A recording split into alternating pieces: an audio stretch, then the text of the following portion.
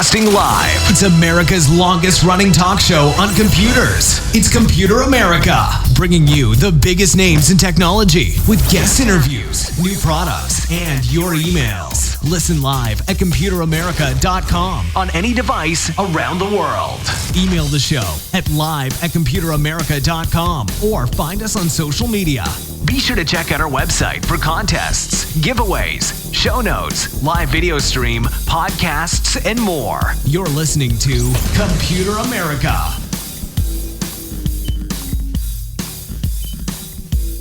Hello and welcome into the Computer America Show. We are the nation's longest running, nationally syndicated radio talk show on computers and technology. Thank you for joining us. I'm your host, Ben Crossman, and everyone out there, hopefully you're doing really, really well and you are ready for some Computer America. And hey, we're going to have a great show planned for you because today we have a full show dedicated to computer and technology news. It's been about a week since we have done that, and we definitely want to catch up on everything, although all of the stories today are going to be relevant. Either they're from today or just or just over the weekend. Try to keep them as timely as possible so that hey, we try to keep up on this on a daily basis and we can barely do it, so we figure I'm sure everyone out there could use some help as well. So before we get started though, computeramerica.com, that's where you'll find everything, including today's show notes. It will have links to any articles or videos that we show. Anything and everything that we talk about here today can be found at computeramerica.com. Be sure to check that out. And also be sure to check out the live video feed if you're listening to us on IRN. We thank you for that. But we also have the live video feed over at twitch.tv/Computer America. And of course, you can always check out the archives wherever podcasts are heard, or of course on YouTube. So everyone, sit back, relax, and enjoy as we get into computer and technology news.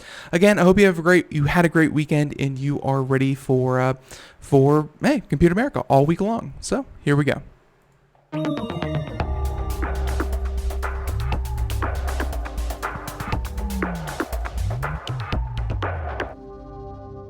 So our first story that we're going to do, and we have a lot of different stories here. Why don't we go ahead and start with this one? And this is, if there was ever a story to file under oops, this would be it. And this is pretty interesting because the end result, just to spoil the story for you, the end result was that, there's now a new public jailbreak, or at least the first public jailbreak for an iPhone in years. That's right. So obviously we're going to get into jailbreaking, what that is, and actually how this happened. That's the interesting, meaty parts of the story here. But yeah, it looks like we have a new jailbreak.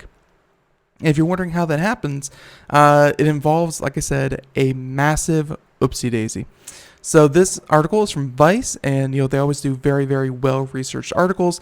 And they said that Apple accidentally unpatched a vulnerability that it had already fixed, making current versions of the iOS vulnerable to hackers. Womp womp. Apple has mistakenly made it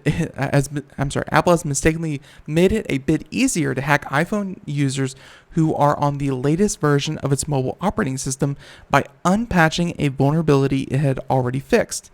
Hackers quickly jumped on this over the weekend and publicly released a jailbreak for current, up-to-date iPhones. And this is the first free public jailbreak for a fully updated iPhone that has been released in years.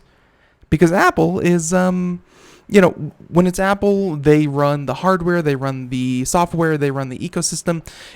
They're actually very, very good when it comes to security, but they're also very attractive as a target to people because, hey, so many high value targets, business people, and just, hey, the fact that if you can afford a $1,400 iPhone, you're probably going to be worth hacking.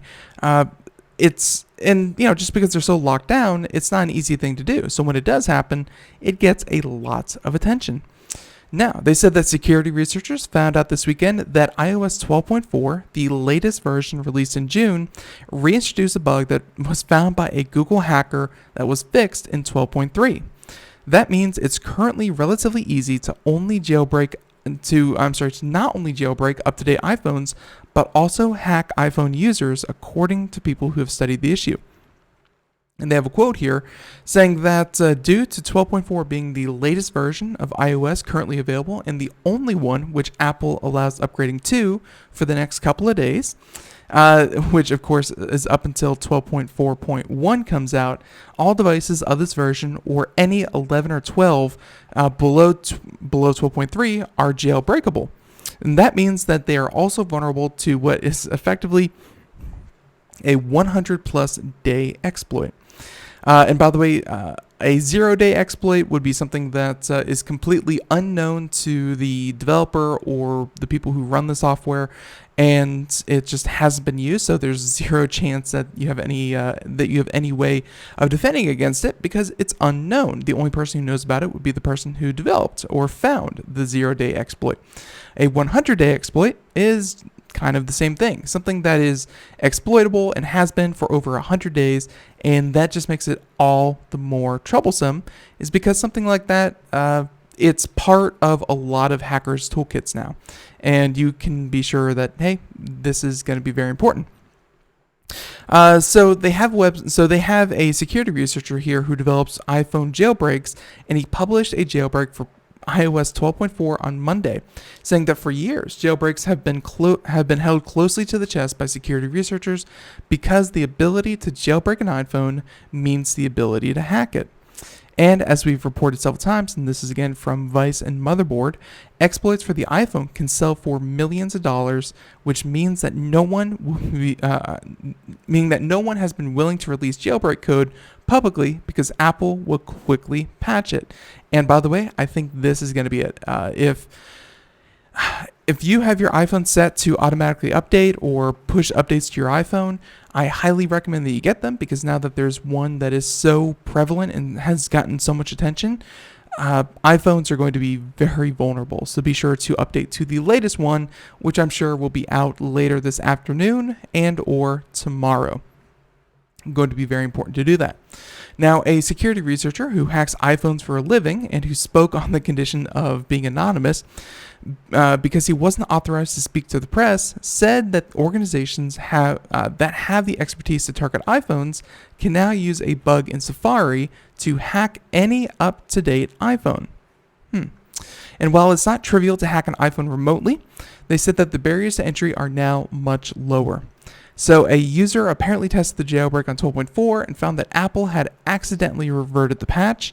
The researcher told Motherboard that somebody could make a perfect spyware, something that could exploit the bug and allows it to escape the usual iOS sandbox, which then let it peer into other parts of the phone, including other data, other apps, other system, and steal all of it. Very important. So, they said that it's very likely that someone is already exploiting this bug for bad purposes. And really, that's the point of security researchers. If you're wondering, why would a security researcher go out and release a full-blown jailbreak for these phones, and why would they announce these things?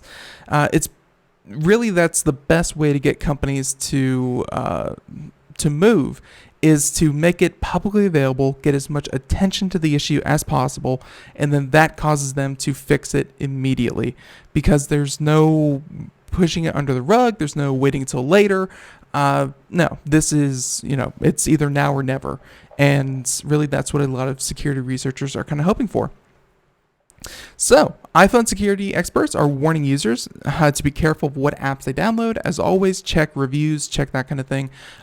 Be sure that you are launching an app from a reputable publisher. If they aren't reputable, don't bother. Don't be the canary in the coal mine for everyone else. You don't need that in your life. Now, they say, quote, "I hope people are aware that with a public jailbreak being available, people must be very careful about what apps they download from the Apple App Store," saying that any such app could have a copy of the jailbreak in it. And if they do that, like they said, everything would be, on the user end, everything would be the exact same, except the underlying data would be sent elsewhere. And that could be everything from your text messages to your photos to your other apps and their data. Everything and anything could then be compromised. So, look for a security update here in the next couple of hours or the next day or two. Be sure to update to it as soon as you can. And then on top of that, do not download apps from weird vendors. There you go. So that was our first story, and again, that was just interesting because, hey, it seems like their Apple security side, they updated the wrong version of 12.3, one that didn't have the bug fix, and they pushed it out as 12.4. So you can be sure that they, like the article said, there will be a 12.1, or I'm sorry, a 12.4.1 out later in the day. So there you go. That's the first one. Let's go ahead and talk about, from hack to hack, and this one affects anyone living in Texas because it's a big old state, and, well, turns out it's a big old target. And what I mean by that is for people who push malware. Check this one out. Ransomware strike takes down 23 Texas local government agencies. That's right. Saying that early August 16th, so this happened a couple days ago and we're just now hearing about it, a total of 23 government organizations in Texas were hit by a coordinated ransomware attack. They're saying that the type of ransomware has not been revealed, although knowing what we know, odds are it was probably something that we've seen before, as in a variant of WannaCry, probably, but hey, we'll have to wait and see. They said that no state networks were compromised in the attack. So a spokesperson for the Texas Department of Information Resources told Ars that authorities are not ready to reveal the names of the entities affected because, hey, why would they? Nor other details of the attack. But they did reveal that the ransomware came from a single source. At this time, the evidence gathered indicates that the attack came from one single threat actor. Investigations into the origin of the attack are ongoing, and response and recovery are a priority at this time. As it is with so many of these government agencies and organizations that we've seen that have to deal with these hacks, really, you could take some of the ones such as Florida, where all it took was one police officer. The people who should be trained on this kind of thing, all it took was one police officer to click on a bad link in an email, and it affected the entire network within seconds.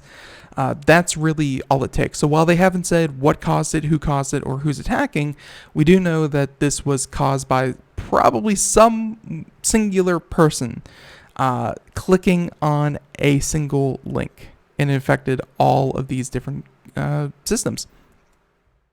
They said that response teams from the Texas Division of Emergency Management, including the Military Department and Public Safety, and Texas A&M University, all of them are currently involved in the effort to bring the systems back online. Sounds like they have the best of the best there. Saying that this has been a particularly brutal year for ransomware thus far, saying that these opportunistic attacks against consumers appear to be down from last year. Businesses and governments are facing 365% increase in data attacks. Check that out, 365%. They said that they've noted more than 116% increase in customer ransomware incidents, and in July, the U.S. Conference of Mayors reported that there had been 22 ransomware attacks on city, county, and state governments in the first 6 months of 2019. And yeah, trust me, we have reported on a lot of them, and in a lot of ways, even though they have insurance coverage and things like that, you are still looking at millions of dollars worth of taxpayer money and tens or hundreds of millions of dollars worth of insurance money, and that makes everyone's insurance go up. So, the article goes on for a bit, but I don't think we're going to, continue on with the story, but I did find it very interesting that this appears to be the best way to earn money, and this is unfortunate because, as I said, with insurance and insurance companies and kind of what they're facing, the more cities that get insurance, the more you're going to see people trying to hack cities just to get the insurance money. And it makes perfect sense because obviously, they aren't going to waste their time on targets who aren't going to pay up. But if all the targets across the United States, and think about how many local governments, think about how many cities, counties, states, I mean, of the federal level, think of all of those different computers and systems and networks that could be compromised, and all of it. Think about it. The number one employer in the United States is the federal government. Think of all of the potential targets that you just need one of them to click on a link.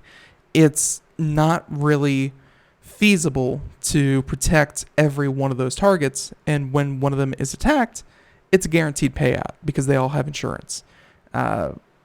Or if they don't, it's just going to be a massive headache for those people who have to recover.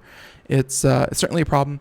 And also note to anyone out there listening who has to deal with this, make sure that not only do you have a backup plan and a way to make backups and restore data, but actually try to do dry runs of it. Try to actually restore these things, because we saw that where certain cities like in Philadelphia and what have you, they would have plans in place to do complete backups and that kind of thing, but to actually get computers back up and running, that took forever because they never actually did a run where they had to restore the computers. So have a plan in place and be able to carry it out as efficiently as possible. So there we go, hack to hack, 2 stories down. Let's go ahead and continue on here. And hello everyone in the chat room, but let's go ahead and continue on here. They're saying that, let's talk about a win for the people of YouTube. And not often we get to say that, because YouTube comes under a lot of fire for their automated content blocking and copyright infringement, that kind of thing. Their DMCA takedowns, they're very vigilant to make sure that whoever uploads videos on YouTube, the proper person is getting sourced, the proper person is getting the ad revenue, the proper person is getting their credit. And if there's any kind of discussion, we have heard in the past that YouTube will side with the person filing the copyright claim, and that has led to a headache and a system that is rife with abuse. People will go out and actually kind of troll or use this automatic copyright system with no evidence, say, hey, this is my content, I can't believe they're using it, take it down. And without any kind of due diligence, without any kind of human intervention, YouTube will take down the content, no questions asked. And of course, then it is then up to the person who created the video, or at least it has to deal with the fraudulent copyright claim. It's up to them to jump through the hoops to prove that it is their content, to elevate the issue to an actual person, and then get the whole issue cleared up. The point is, it's a problem. It's a problem. So, YouTube, here we go, saying that they have alleged copyright troll. They have sued an alleged copyright troll over the extortion of multiple YouTubers. Because when you think about it, and for those of you who don't know, you work on a 3 copyright strike system. The first one, you get like a warning, whatever ad revenue for that video goes to the other person, and you get a slap on the wrist. Second, you get, essentially you get like banned for a little while. You can't upload videos. You can't do things like live streaming if that's what you do on YouTube. You can't do a lot of things. And of course, you can't monetize a number of your videos. 3 copyright strikes, and if they aren't appealed after a certain amount of time, your whole channel is locked, deleted, and gone. It's a very strict system, and it's very easy to abuse, which people were doing it. So a lawsuit from YouTube claims that a gentleman called Christopher Brady used false copyright strikes to extort YouTube creators, harming the company in the process, and now YouTube is suing Brady using the DMCA's provision against fraudulent takedown claims, seeking compensatory damages and an injunction against future fraudulent claims. So I guess that means he would be banned from their platform. The lawsuit, which was first spotted by Adweek, alleges that Brady sent multiple complaints that a couple of Minecraft gaming YouTubers infringed on his copyright material in January. And they said that YouTube removed the videos that Brady claimed were infringing on his copyright material, as the company does with every claim submitted. One of the YouTubers was sent a message from Brady, according to a lawsuit, saying that if they didn't pay $150 via PayPal or $75 via Bitcoin, he would issue a 3rd copyright strike. This would essentially terminate the channel and remove all the videos from the platform. And of course, a similar message was sent, but they requested $300 instead. Think about that. This is someone's livelihood. This is what they do. This is what they poured all their energy, effort, passion into. And you get some brat who is going to extort you for $150 or $300. There you go. They said that they spoke about the situation in a video, noting that he made multiple attempts to get in touch with someone at YouTube, but didn't make any progress. And that's very common. Much like any other Google services, you could try with so many, actually getting a human to interact with you via YouTube or Alphabet or Google or any of those organizations, very, very difficult. They handle everything through requests, tickets, automated channels. Yeah, I'm not surprised at all. So it wasn't until they spoke about the alleged extortion on their individual YouTube channels that the YouTube's team learned about the issue. Still, the company alleged that Brady continued to go after the members of the YouTube gaming community, and he allegedly sent 4 copyright takedown notices to YouTube between June and July, stating that the YouTuber that they have listed here infringed on his content as well. And again, that is really the problem, is that you don't need proof. You don't need anything to say, here's how they infringed on my copyright. They simply said they infringed on my copyright. And when you have things like gaming channels, especially things like Minecraft channels, where a lot of content comes out of Minecraft, it's of course fair use and that kind of thing because they've paid for their licenses from Microsoft, who owns Minecraft, so on and so forth. It's very easy to kind of say that this person's Minecraft video is actually my Minecraft video. Very, very difficult to differentiate those when you let a computer do it. A person could probably do it pretty quickly. They could show that, show us your original video, show us what video you think that you think is claiming or infringing on your copyright, blah, blah, blah. Well, looks like that whole interaction never happens. It's very automatic. They said that copyright claim abuse, and they said is a big issue for the platform. Third-party companies and aggressors will often use the tactic as a means of making a statement. Sometimes creators will weaponize the ability to claim while feuding with another creator. It's very aggressive. Even here on Computer America, we've seen it ourselves. And it's very unfortunate, but we were covering a story about another company. We're not going to name which one, but yeah, we were just reporting on an article that, what they were doing, what they were, that kind of thing. And we were copyright claimed just for speaking their name. Yeah, it's, of course we got it cleared up and taken down. It's, perfectly fine. We didn't even have to remove anything. It was just an overly aggressive automated system, but it does put a bit of stress on you. So they said that we regularly terminate accounts of those who misuse our copyright system. In this case, of particularly egregious abuse, where the copyright removal process was used for extortion, we felt compelled to pursue further legal action and make it clear that we do not tolerate abuse of our platform or its users. Which I think YouTube very much in the right here. And yeah, they need to send a message that if you simply use YouTube and the copyright claiming the DMCA takedowns as a way of not only extorting, but even if you just annoy, pester, or harass someone with them, that should also be completely off limits. They said that YouTube to expend substantial sums on its investigation in an effort to detect and halt the behavior and to ensure that its users do not suffer adverse consequences from it. There you go. Saying that YouTube may be unable to detect and prevent similar misconduct in the future. There you go. So, yeah, glad that they were able to get this kid, that they were able to make the statement. I mean, if they have to make an example of someone, so be it. This was a really bad way to do it, especially just to say, hey, if you want to continue what you're doing, pay me money. Then, yeah, there's no sympathy in my heart for what this person did. Now, there's that one. Let's go ahead and continue on. Actually, we had one about Minecraft, which I was actually going to, not do. Minecraft news to me is so it's hard to get excited for.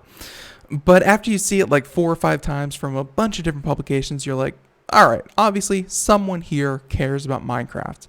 So let's go ahead and do it. Because, hey, it is the most popular game in the world. Might as well mention it. Microsoft and Nvidia team up for a more realistic visual on Minecraft game. There you go.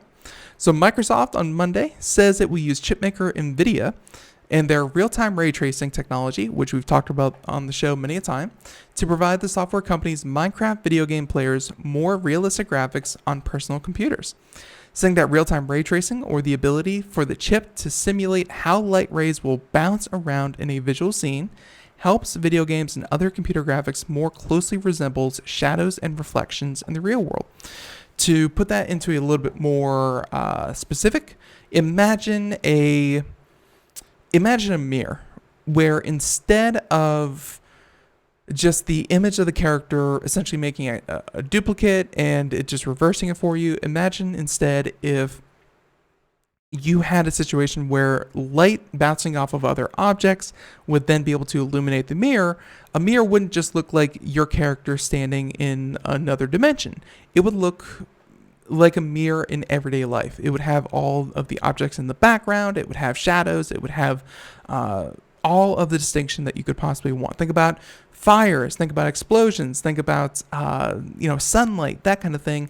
How that could affect every part of it. Essentially, it's going to make your everyday gameplay look closer and closer. And of course, there's a lot of work to be done, but this is a huge step towards it. It's going to make your everyday gameplay look just like a cinematic, and it's going to be very, very cool. So let's go ahead and get into it. Last week, Nvidia posted quarterly results ahead of Wall Street targets and said its profitability was getting a boost from new high-end graphics chips for video gamers. Hey, there you go. Saying that I think we've put all the pieces in place to bring ray tracing into the future of games. The number of blockbuster games that adopted RTX is really snowballing, because really that was part of it. Why would video game companies really invest time, energy, and resources into making a game RTX compatible when really only a fraction of the gaming population even had access to RTX? Because then you're not really designing for the masses, you're designing for the few. But as more people get their hands on them, more people will be able to utilize it, and it will be standard. So Minecraft, a construction game that you can think of like a Lego-like world, of course, spread like wildfire and was bought by Microsoft in 2014.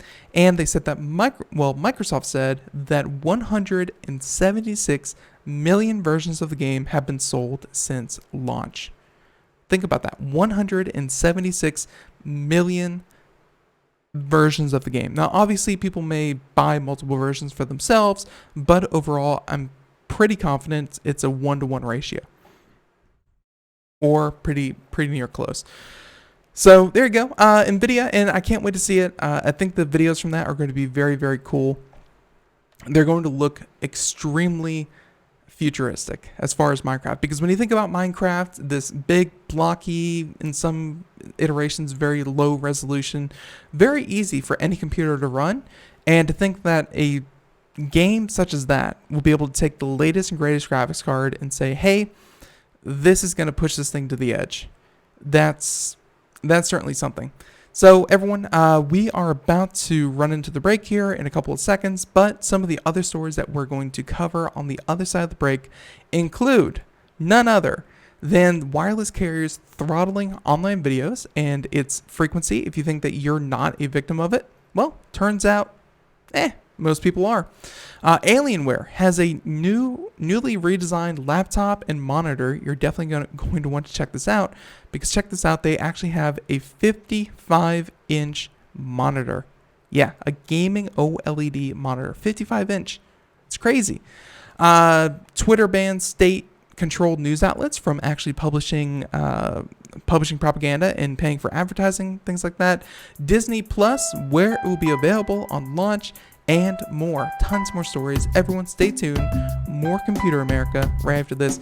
Everyone, again, check out computeramerica.com if you want to check out any of these stories, or check out the live video portion, twitch.tv/Computer America. Join us in the chat room. In the meantime, everyone, we'll be right back. Everyone, stay tuned.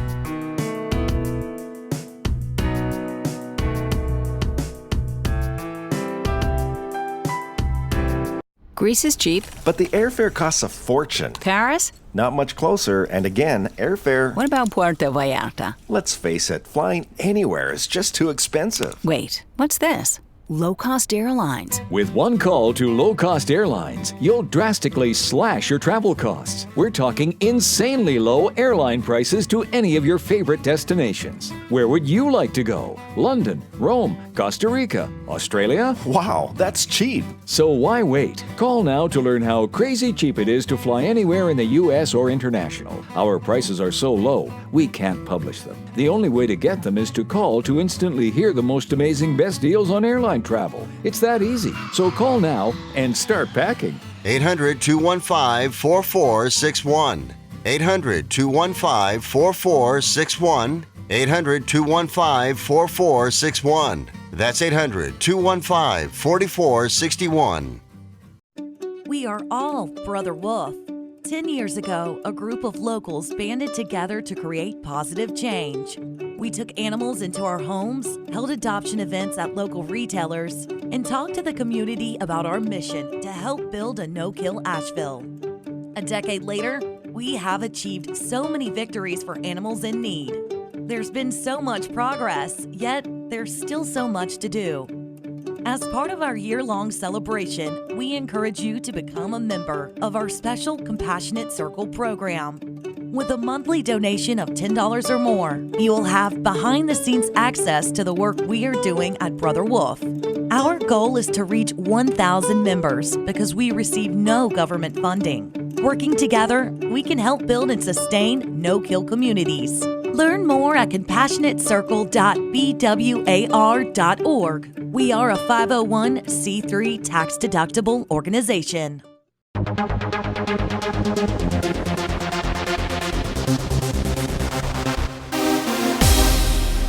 And welcome back to the Computer America Show. It is 32 minutes past the hour as we continue on here. And everyone, hey, I hope you're doing well.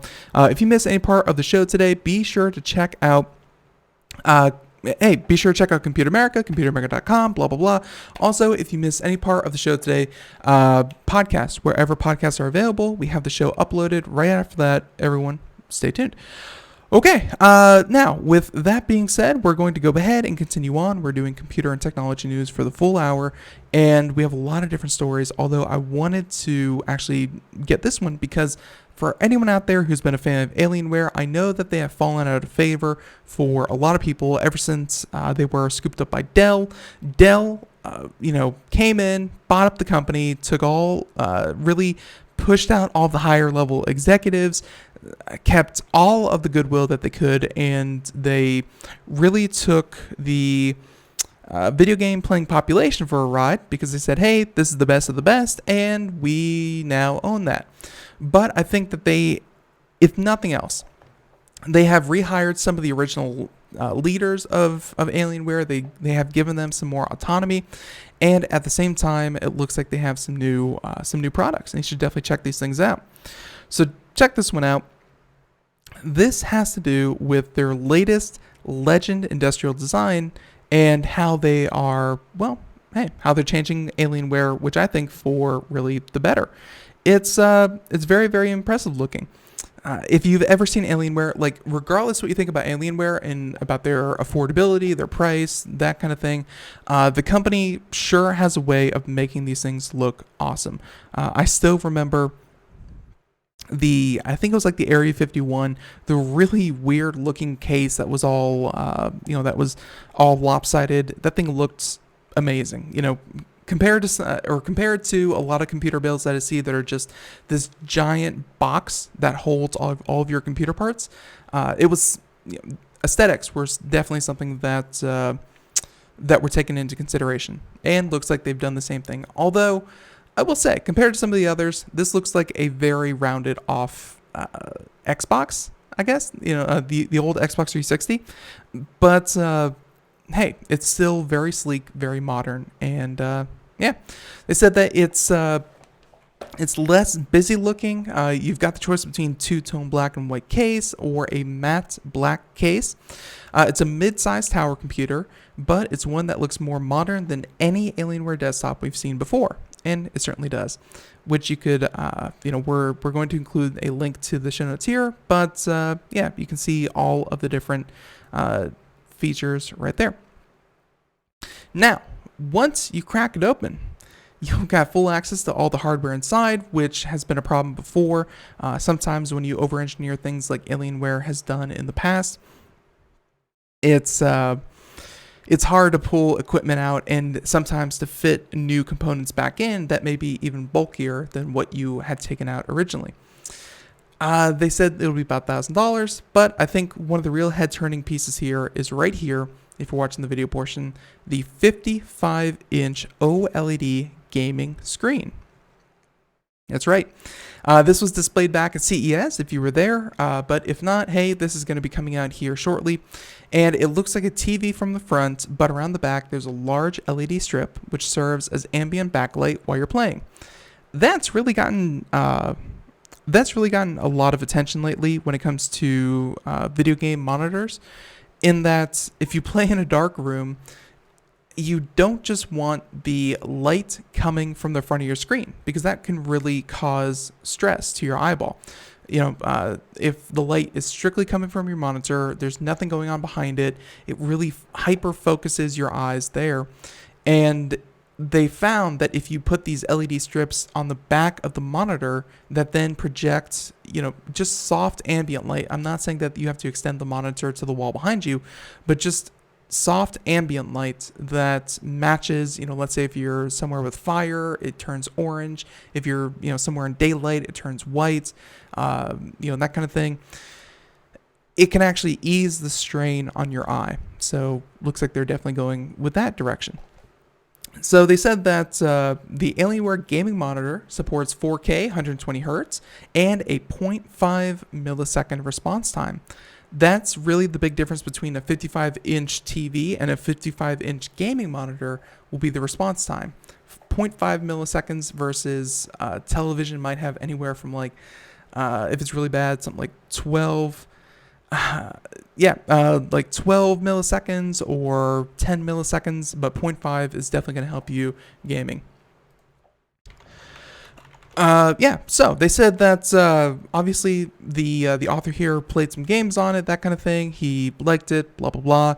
But let's go ahead and talk about prices, saying that the OLED will be available for about $4,000. So you're looking at about Apple prices there for this thing, but maybe there's a market for it. They also have a version that's 34-inch. You're looking at about $1,500, and a 27-inch, which is the most standard for higher-end gaming monitors. 55-inch is massive. 27-inch seems to be about where people tend to go. You're looking at about $600. But that's only for 1080p. It's not 4K or anything like that. And it's not ultra wide. So $600 for a more affordable, quote unquote, affordable monitor. There you go. OLED. Check that one out. I do have a lot of appreciation for what Alienware does. They have a lot of very, very cool hardware.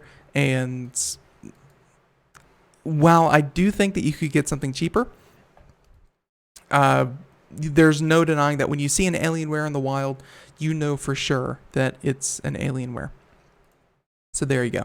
And again, links, videos, all that kind of thing in the show notes. Be sure to check that out.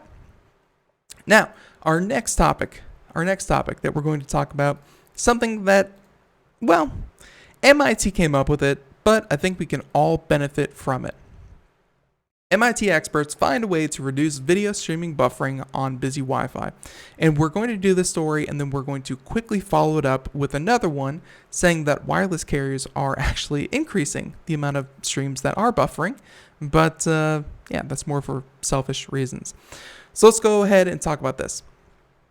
This is by Georgina Torbay, and this is from Engadget, saying that if there's anything more annoying is there anything more annoying than trying to watch a video on a slow internet connection shared with a bunch of other users?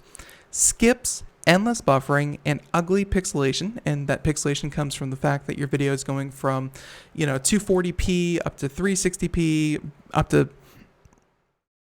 if you're lucky, all the way up to 1080p, which you should be which you should be accustomed to, and then shoots right back down to 240p.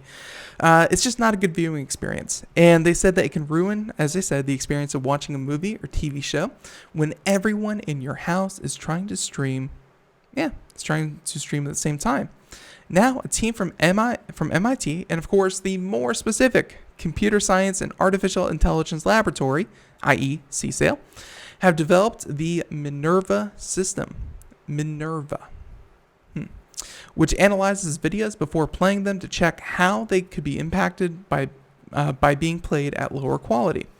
Traditional protocols for Wi-Fi sharing simply split the available bandwidth by the number of users. So if you had, let's say, a maximum throughput of 20 megabits per second, and you needed, to stream a 1080p piece of content, you're going to need 8 to 10 megabits per second.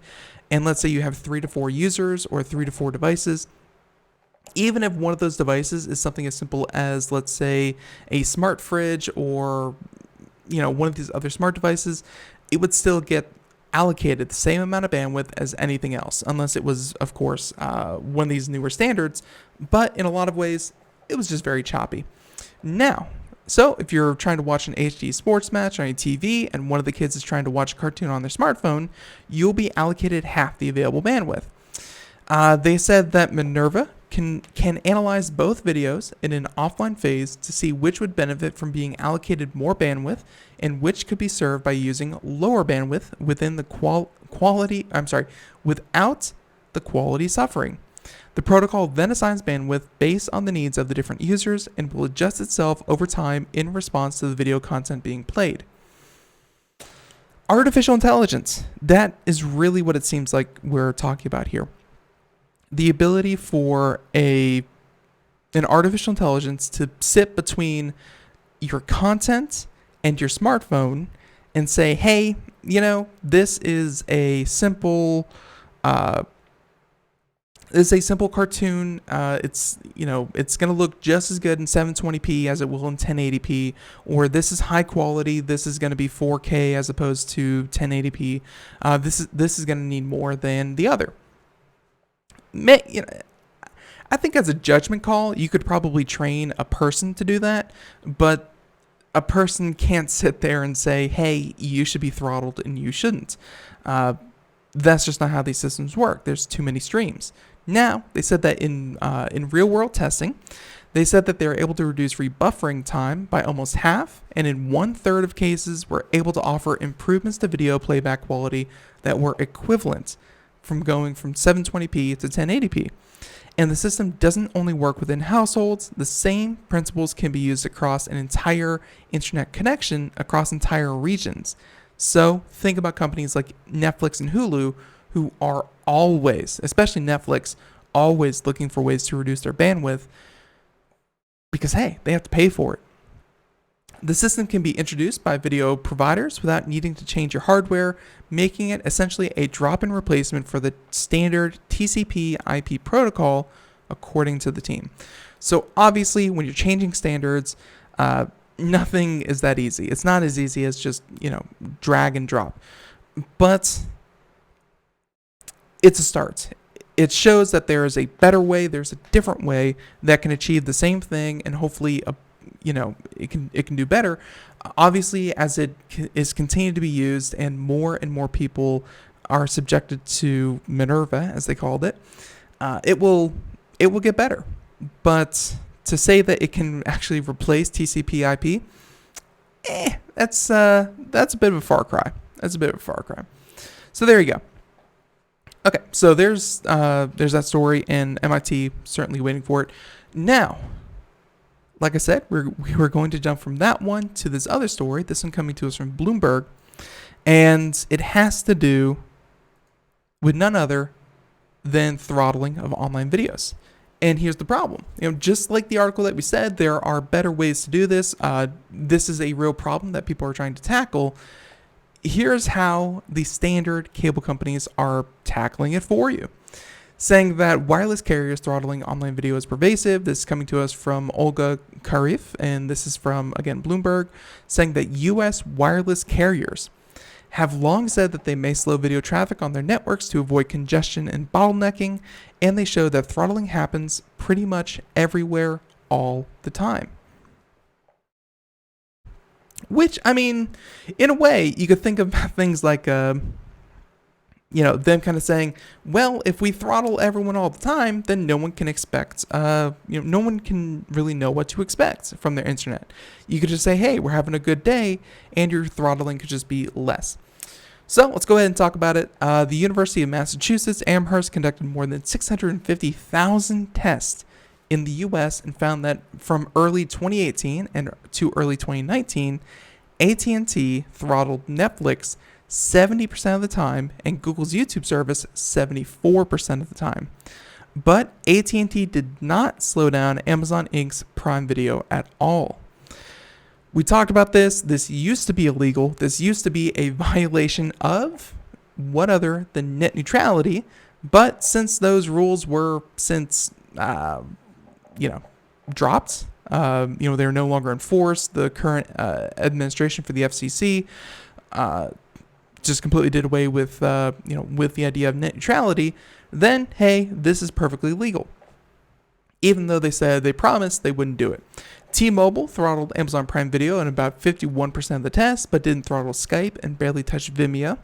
They're all doing it all the time, 24/7, and it's not based on networks being overloaded. To deliver video that people want to watch, to watch on their phones, sacrifices in speed are required, and that's what they have said in the past. And by they, I mean the big three, T-Mobile, Verizon, and AT&T. They said that, quote, we don't throttle, discriminate, or degrade network performance based on content. We offer customers choice, including speeds and features to manage their data. That coming from an AT&T spokesperson. This app fails to account for users' choice of settings or plan that may affect speeds. We've previously been in contact with the app developers to discuss how they can improve the app's performance. Obviously, by these companies saying, hey, here's how you could actually do this, I can't imagine that they would allow that app to actually exist, because that's kind of like the secret sauce to provide a stable network. They definitely throttle.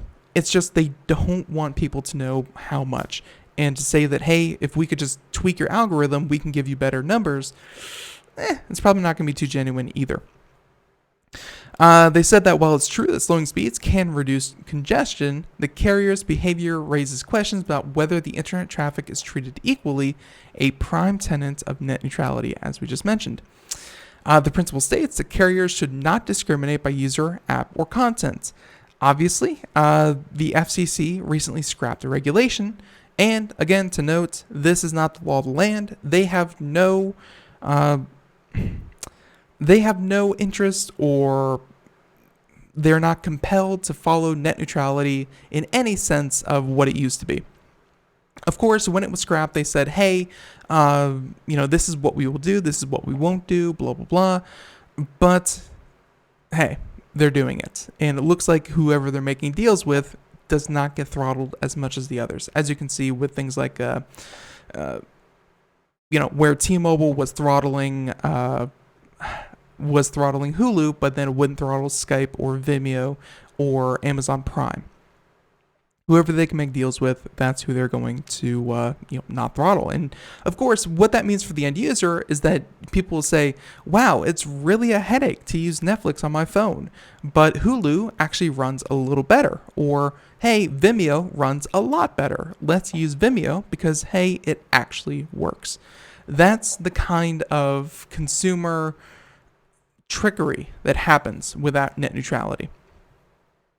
Now, following the release of the findings, several politicians raised concerns over net neutrality of U.S. networks. In February, 3 senators asked the FCC to investigate whether U.S. wireless carriers are throttling popular apps without telling consumers. And I can guarantee you, I mean, I use a smartphone all the time. I've never received a message that said, hey, we are throttling your connection. You just start to notice that your videos are taking longer, they're buffering, that kind of thing. They just kind of hope that you don't really pay attention and they just get away with it.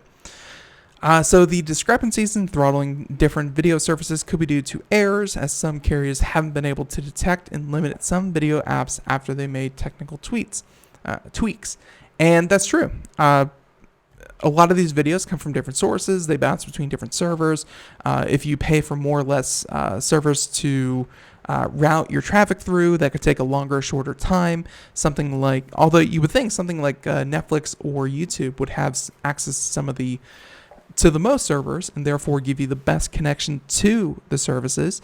But hey, it could be error. It could be a hardware problem. It could be a networking problem. I don't think so, but could be.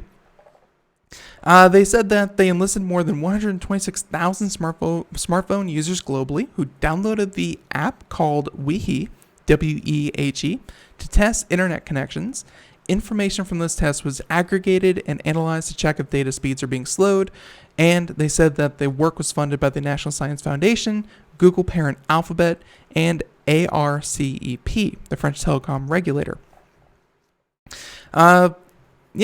So Verizon can't restrict his ability to publish research, and companies that support him don't influence his work. There you go. So every company throttles data. Whether or not they need to, probably not. We've seen this a lot of times, especially with things like home internet usage, where companies will actually limit you to a terabyte of data streaming to and from your house. There's really no reason for that. But they do it because they said, oh, you're a heavy user, you're a power user, you are taking up data from other people. And in reality, no, that's not how data works. It's not a finite resource. There's bandwidth, and if the bandwidth isn't up to speed, then that's kind of their problem. But data is not a quantifiable. Data is not a limited resource. You can control C, control V as many times as you want. Bandwidth, on the other hand, Okay. So we have time for one or two more stories, plenty of different ones. How about we talk about a recent death? And before you get really, really sad, I promise, it's just the death of a webcam. A webcam, you say? Yes, a webcam. Check this one out. San Francisco is home to the world's oldest webcam, and after 25 years, it's being switched off. You can kind of think about, the oldest light bulb that was in that fire station. It ran for like 116 years, and I think it still might be going. But, hey, technology sometimes can outlive its usefulness. And light bulbs are one thing. Trust me, that facility is no longer illuminated just by that singular light bulb. But it was still burning because, hey, it was a tradition. Kind of the same way. I mean, this webcam works, so why change it? But it looks like it's time to end it. So this is coming to us from SFGate.com, saying that as far as I know, they were the first cats live on the internet. And he's talking about Petunia and Webb, the cats that used to live in his Mission District apartment. Back in 1995, Schwartz came up with the idea to point a webcam at his pets while he was away at school. He eventually figured out how to connect his webcam to the internet over phone lines. It took one picture of his companions every minute. There you go. But that was just a side project. A year earlier, they said that him and his cohort are already begun running the San Francisco Fog Cam, named for the shrouded view it offered of the San Francisco State University campus, where they were taking computer science classes on. And by the way, you can see an image of what the camera can see. Now, It is the oldest continuously operating webcam in the world and has been running for about 25 years. But at the end of August, Schwartz and Wong are pulling the plug, saying that we felt it was time to let it go. The bottom line is we are no longer really have a good view or place to put the camera. The university tolerates us, but they don't really endorse us, so we have to find a secure location on our own. He said that it was invented by researchers at the University of Cambridge, hoping that their afternoon caffeine fix a little more convenient. And I recall this, instead of having to go all the way down to the coffee pot, instead they connected a camera to the internet in 1993, and, well, yeah, they were able to request a picture from the camera over the internet to see if the coffee was ready or if there was coffee even still there. And there you go. That's why you get the coffee pot camera. That same technology is what let these gentlemen do what they did with their camera for their cats and for the university. They said that our webcam is a throwback to the early days of the internet when anyone could do anything. The webcam will be switched off August 30th, but they said that the website itself will be kept up for sake of posterity. He's uncertain if San Francisco State University will keep the tradition going, but he says that he's open to the idea, and there you go. So, yeah, it was. He's right. It's a throwback to a different time. I don't think anyone can really fault the guy for not wanting to run a webcam for what I'm sure is more than half of his life.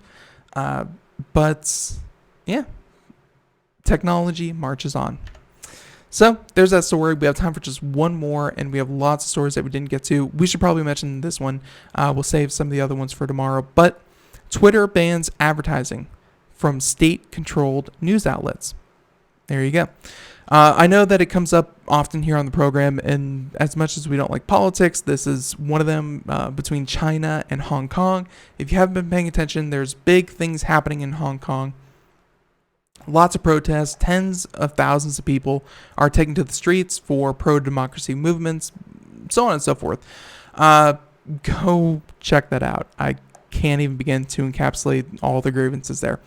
But Twitter has come into the spotlight for this reason, because they took money from a company called Xinhua, hopefully I said that right, that sponsored ads that attacked the Hong Kong protesters. And I think one of them, one of the ads was something that said that that the Hong Kong protesters, the public wants people to go back to their houses, they want civility to come back to the streets, they want everything to stop, and they kind of posed as the citizens of Hong Kong. And then the other one showed a 30-second video, I think, that was about the crumbling economy in Hong Kong and how it was taking a hit. Although it never mentioned the protesters by name or by source, it was pretty implicit that the recent activity there was causing it. So both of those combined, turns out they were actually controlled by the Chinese state government. They said that it will. So these accounts will still be able to use the platform, but not its advertising. The change comes after China state-backed media Xinhua sponsored ads attacking the Hong Kong protesters, saying it will not apply to taxpayer-funded entities like independent public broadcasters. It plans to notify news entities if they are no longer permitted to advertise. And by the way, this is a response to the backlash Twitter received from taking money from the Chinese government attacking the Hong Kong protesters. Or I should say, defaming the Hong Kong protesters. So these organizations will have 30 days to offboard from Twitter's advertising products. So in a separate public disclosure, Twitter says that 936 accounts from the People's Republic of China were deliberately and specifically attempting to sow political discord in Hong Kong. Twitter says that it suspended the accounts for a range of violations, and it believed that the accounts are part of a state-backed misinformation campaign. They said that the accounts are spreading misinformation, put Twitter in an awkward position. Twitter could face a harsh response for its decision to suspend the accounts, but if it wants to retain the support of free speech advocate, it will need to take a strong stance on both fronts. So there you go. We are relying on social media to be the arbiters, gatekeepers, the people who say what is acceptable and what is, because we're thrusting that responsibility on them. Whether or not that's a good thing, we're going to find out. But hey, speaking of finding out, everyone, that's all the time we have for today. I hope you enjoyed today's show. Hopefully you had a great time. Everyone, thank you for tuning into Computer America. Thank you for listening to us on IRN. Thank you for listening to us on twitch.tv/Computer America. Again, check out the podcast. Check us out tomorrow, Monday through Friday, 4 p.m. to 5 p.m. Eastern, every single day of the week. Hey, you can check out Computer America. We'll be back bright-eyed and bushy-tailed tomorrow. Everyone, have a great day. Thank you so much. Bye-bye.